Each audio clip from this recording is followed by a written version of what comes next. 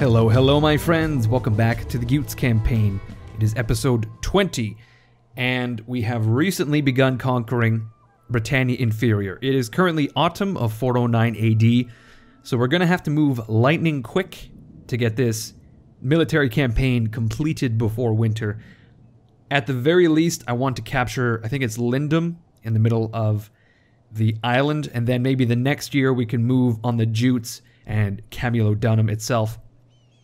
Due to our conquering of Britannia Inferior, we have to basically make a decision as to what to do with the Latin Christians. We can give them equal rights, which will hugely increase the religious influence of Latin Christianity, or we could actually suppress Christianity, and I think we have to do that. We are basically forced to do that. Whoops. Because the religiosity in Britannia Inferior, I don't know if that's the proper word, but the dominant religion is most definitely Latin Christian and Celtic Pagan, and also Arian Christian. I'm trying to increase Germanic paganism. We currently have an influence of 8. I issued an edict, and I also, I should say, appointed a new governor. A new player has entered the field by the name of Gautric. He is a logistical expert, and that is the only reason I hired him for the job. I wasn't going to hire Volstagg because he's a powermonger as well as a doppelganger for Heraldir, and that freaks me the fuck out. Frodi is a champion rider. You can't have a guy like that governing a province. And then we have a guy by the name of Humbly. What a fucking name. He has arisen to replace Gautric, and as well, he is a doppelganger. It's crazy. Apparently, there's only like 2 portraits for all of our lords. Vikingir now has more than enough influence to become... I guess we'll make him an elder, though he doesn't necessarily need to. Heraldir can become a judge, but that doesn't make sense to me. I would rather he become... He'll just become a companion. We have to be careful with Heraldir because he is trying to climb that fucking ladder, most definitely. And it's kind of freaking me out. He is truly a powermonger. Now, Sigurd is leading an army in the west. And I would really like him to become... I guess we'll leave him as a companion as well. Gautric eventually will have enough influence to become a companion. I think I would like him to become a judge as well, seeing as how he is our second governor. But yes, when it comes to Britannia Inferior, we're going to have issues with food immediately. We're going to have issues with religion, and as a result, we're probably going to be putting down a rebellion. And I see no reason to beat around the bush. We may as well have Heraldir take out Lindum, or rather capture it. He can destroy the Legio III Invicta, led by Decimus Symmachus, and we could potentially have Sigurd keep an eye out for the rebellion. Here's the thing, though. We don't necessarily know where the rebellion will spring up. It could be anywhere. Vikingir, I think, is going to raid Swabian trade. I would really like to piss the Swabians off on the continent. There's really no rhyme or reason, but we are technically at war with Rome, and I believe Swabia. It looks to me like they're trading with Rome. I'm fairly certain this is the case. This is a trade route shared by Rome, Britannia, and the Swabians. So it's definite. They're trading with the Romans. So here's my thought. We can raid the trade, and we'll capture all of Britannia. Hopefully we can broker a peace with Rome. If not, I guess we'll just have to continue to antagonize Rome, and in the process antagonize Swabia, which I'm not too torn up about, because eventually we'll have to make a move onto the continent. I think I mentioned previously that I think it would be incredibly easy for us to make the move on the Jutland Peninsula, although I'm seeing that the Geats are getting a little bit expansionist. So it wouldn't be bad. It wouldn't be that bad to cut them down to size. Okay, so we'll take a brief look at Caledonia at Hibernia. We've built a meeting hall, and we could potentially upgrade it, as we will upgrade the troughs. There we go. I think I wanted to build the Great Hall. It's pretty expensive, actually. This is probably what I did last time. I'm gonna hold off on building the troughs as well, because we're gonna need as much cash as we can get to pump into Britannia Inferior. We currently have a guardhouse, which is doing nothing for us, really. It's increasing public order slightly. I see no reason to keep it around. In Saguntium, I think we ought to build some trade jetties. What does the lead do for us? I think lead reduces construction and increases wealth from industrial. So Britannia Inferior really ought to be an industrial center.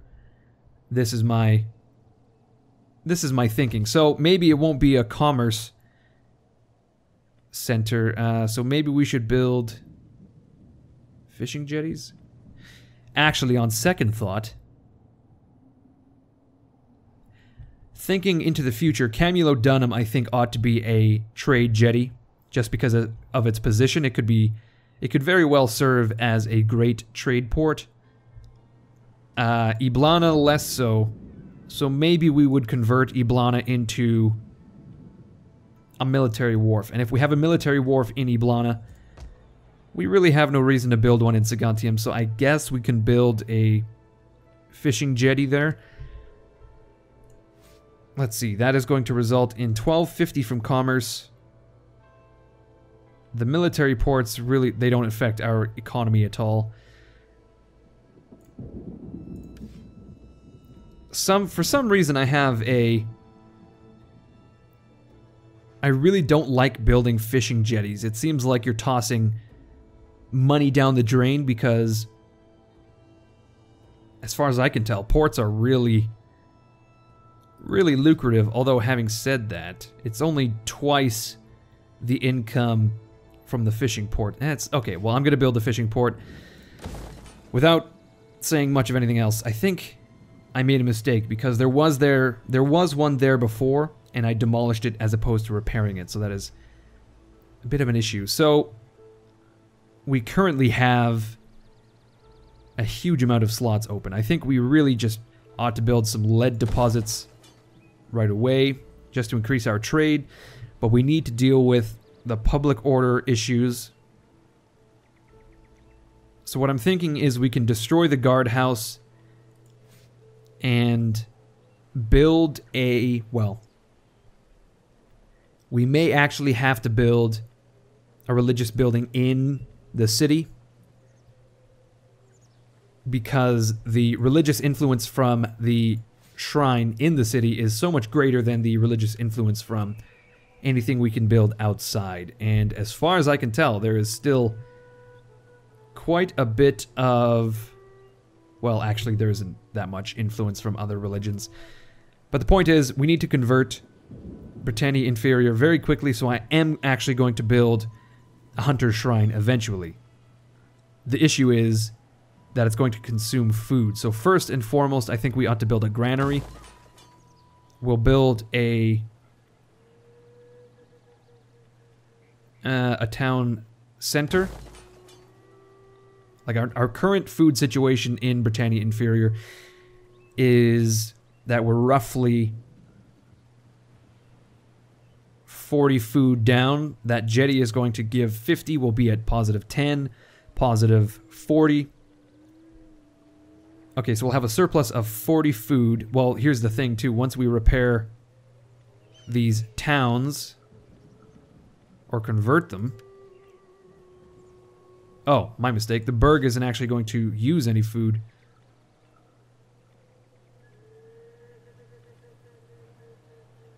Interesting, the Civitas is using food at the first tier, but the Berg does not. Who would have thunk? How about the... Show me there. Okay, there we go. The Torp is not using any food, but the Vicus is apparently... Okay, so that's certainly interesting. Although I don't necessarily want to go too crazy when it comes to eating the food. I would rather stick with the surplus. We'll have enough surplus, though, to build this shrine. So we'll do that right away. And then I guess we can build a farm elsewhere. Possibly in Lindum, actually, now that I think about it. All this chitter-chatter, and I've completely forgotten that we're going to actually conquer Lindum. Eboricum itself has basically 0 garrison, so we're going to have to take out the Legio 3 first. I think that's going to leave us with 2 little movement points to actually attack Lindum this turn, but what we can do is attack it in the winter. That way we will have captured it. We won't take any... Okay, actually we can just march on in. Amazing.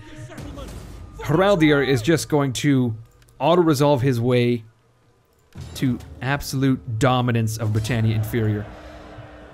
We're going to occupy. Now, that is going to push Britannia Inferior into rebellion, which is just fine. Shit, no, we're going to actually demolish that baptistry, and you know what? We're going to build a farmstead in Lindum.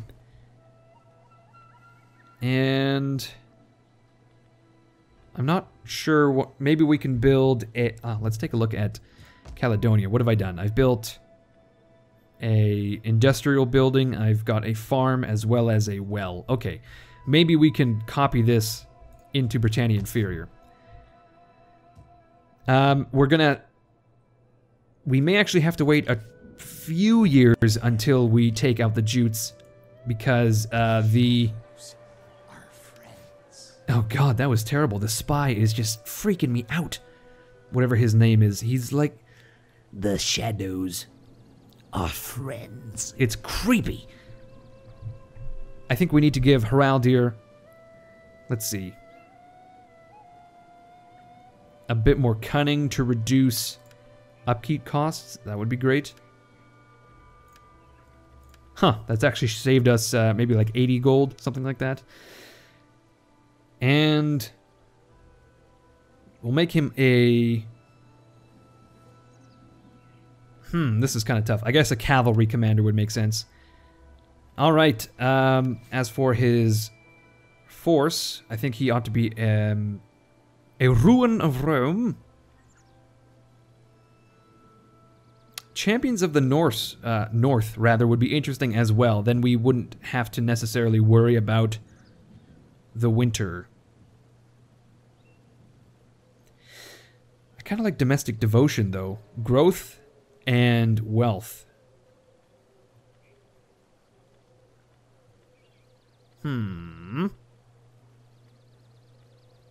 go domestic devotion because I do like epic camp following as well for the reduction in upkeep. Dreaded Reavers, not so much. Maybe that would be something for Viking year.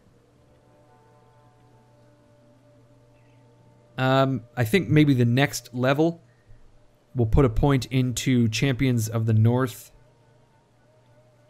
Oh, 2 points of Champions of the North would actually make us immune to snow attrition, and we can campaign in the winter without any issues. So maybe we'll put a point into Epic Camp Following as well as Champions of the North. This is not really important because it's going to be... It's a long way off until we actually accomplish that. Now, Odir, the creepy spy, is going to keep an eye on Camulo Dunham, for that is the end of Britannia as a province. Yeah, I did indeed destroy the fishing jetties in Saguntium. Whoops. Boy, is my face red. We've built the trade wharf in Iblana and the well in Iblana as well. Demolition of the chapel, the rally field. We've developed Sacred King, which enables us to build Warlords' Holds as well as Chieftains' Holds. All sorts of holds. We've issued the Edict Might of 2, food shortage in Britannia Inferior, 2 battles. Heraldir has gained a ladder Chaos is a ladder. And that seems to be it for this turn. I guess so, yeah, there's not much else we can do. I'll keep Sigur in Sigontium because it is unwalled. Haraldir can return to Eboracum if necessary. Ragnarr is currently recruiting units. We'll put some equipment on the Axe Warriors. Axe Warband, I should say. And we need a new technology. Let's see. We can't research Baelus because we're broke as hell. So instead, I think... let's see. Let's research defined military obligation. The Nordic band are almost useless. They're cheap as hell, but on the battlefield, ugh. Oh, I tell you, it's a tough one. They don't do well. The Jutes are kind of being assholes, and they're just chilling in my territory. Let's see what they do once we end the turn. Alright, we have the rebellion. Yeah, the Jutes actually made our job... Okay. Okay. Oh god, so many things to click. Okay, the Jutes have made our job a little bit easier in that they have... They've conquered Camulodunum themselves. I don't actually... You know what, I take that back. That doesn't necessarily make our job easier.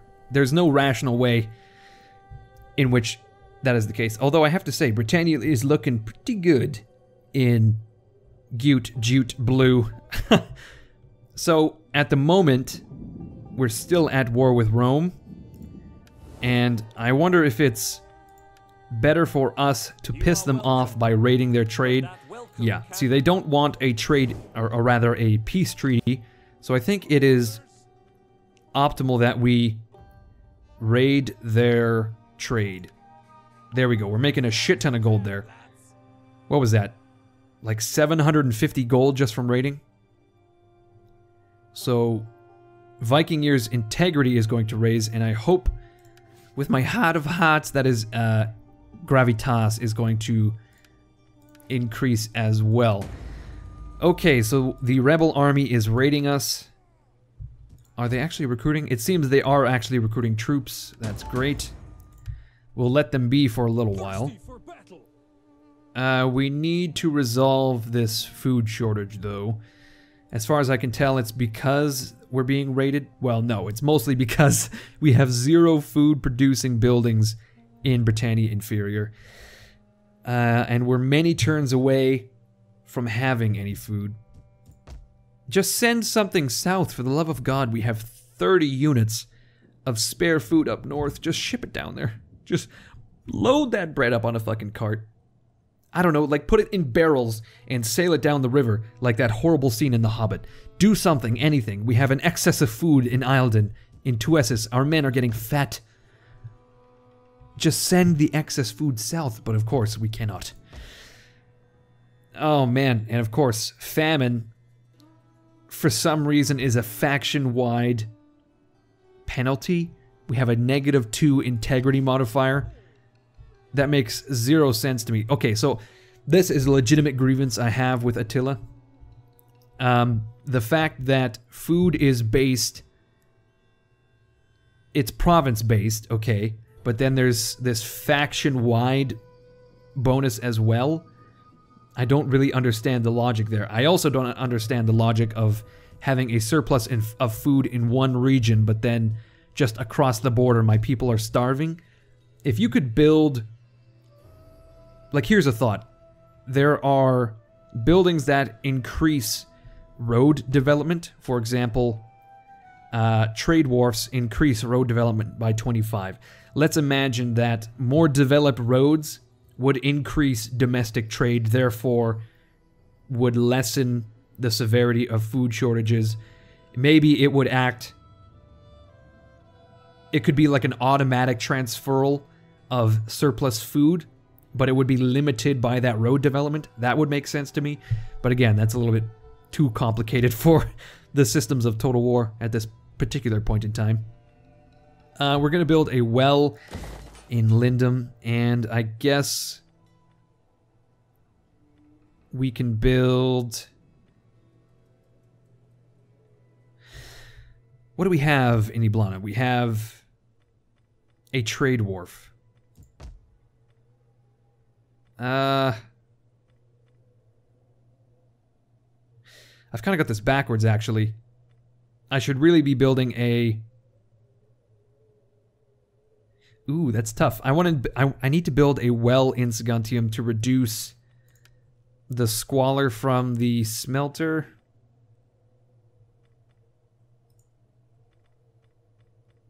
Huh, okay, let's think this through. So I'm gonna have squalor from the fishing jetty. I'm gonna eventually have squalor from the smelter to the tune of 6 and 6. 12 squalor in Saguntium. If I were to build this, that would only sanitize 9. Now in Lindum, what can I build? I can build our religious building. I guess we could build the standing stones. That would increase sanitation. Hardly, though. Okay, I definitely want to build the well in Saguntium. And in Lindum, I think we ought to build the sacred ground. I'm still undecided as to which tree I'm going to go for. And then we can have an industrial building, and then eventually once Britannia Inferior is converted to my satisfaction, we can destroy the shrine in the city and maybe build another commerce, or rather an industrial center, because of the lead, of course. It's a small bonus. Well, it's actually not that bad. 20% is fairly substantial when you're talking about whatever the income... Yeah, 1250, that would be an increase of 250 gold. If we were to build a Bonecrafters Guild, that would be an increase of 400 gold. Okay, so this is actually not too bad. I think we ought to end the turn, though, because there is nothing going on. Let's just take a quick look at Ragnarr, though. He has all sorts of units, and truthfully, he doesn't actually need much more. Huh. You know what we're going to do? We're going to position Heraldir in Eboricum. He's going to take a bit of attrition. That's just fine. We're going to put Sigurd in Iblana. Oh my fucking god. Okay, he's gone the long way around, so here's what we'll do. We'll take Ragnarr south to Eilden, and we'll transfer a lot of the units from Sigurd to Ragnarr. Ragnarr should really not be garrisoning our home provinces. He is an iron-fisted conqueror. So we'll give him the cavalry, maybe all of these axe warband, the archers as well, whatever the fuck we need to give him. And then we can use Sigurd to keep public order stable in our home province. And Ragnarr and Heraldir can compete head-to-head in their conquest of Britannia Superior, which is probably going to be a few turns from now. Man, I really supremely fucked myself by destroying that fishing jetty. Look at this. Ivar has yet another child, another daughter of all things, by the name of Hjordis, which is not really... Oh god. The sanctions imposed drive the Latin Christians to the edges of society. Okay, we have, we're having some issues with the Christians. But that's just fine because we are taking care of public order by allowing this rebel army to grow. That's just fine. We have Ragnarr en route to deal with the rebels immediately, so it's not too bad. Okay, let us take these axes, these archers, the cavalry. Let's just take it all. There we go. Now Sigurd has not really enough troops to garrison anything, so we'll have to train some more levy And let's just go with levy. There we are. Now Ragnarr has a full army, 20 units strong. However, he is a little bit weakened from the famine, from the attrition. In the south, we're still suffering from a famine though, but we are going to resolve that in a single turn. I think we ought to build... Let's see, we could build... I think we ought to build pastures because it will give us more wealth, and we've basically got, instead of a concentrated food production facility that is a wheat field, we've now distributed the load between a granary as well as a trade fishing jetty. Trade fishing jetty? A fishing jetty, let's just say that. In truth, we probably don't need all three of these buildings until we start upgrading the cities. So in fact, I'm going to leave the pastures be. I don't need them right now. What I do need, though, is some sacred ground. We're going to have to deal with these Christians as swiftly as possible. Now, as for these rebels, we can keep them in place with both Ragnarr as well as Haraldir, and then we can, once Inferior has been stabilized, of course, we will advance on Superior. I kind of want to see what's going on in the continent, though, so I'm going to send our good friend Odir away. We'll keep Gizir in place, and I wonder if he can... No, there's no actions he can take, but we will have him keep an eye on Londinium. Let's see, Haraldir, or rather Vikingir, I should say, still raiding away. I kind of want to see exactly how much we're making from raiding. Here we go. Other. An indeterminate amount. Wonderful. Well done. Immigrant population. 283.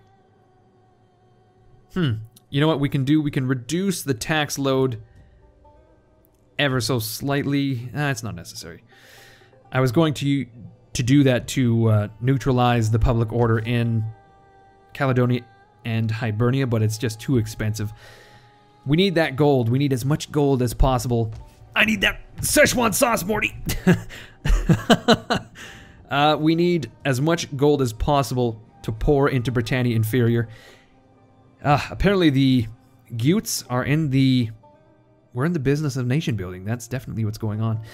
Alright, so once we conquer Britannia Superior, we can then found the Kingdom of the Gutes.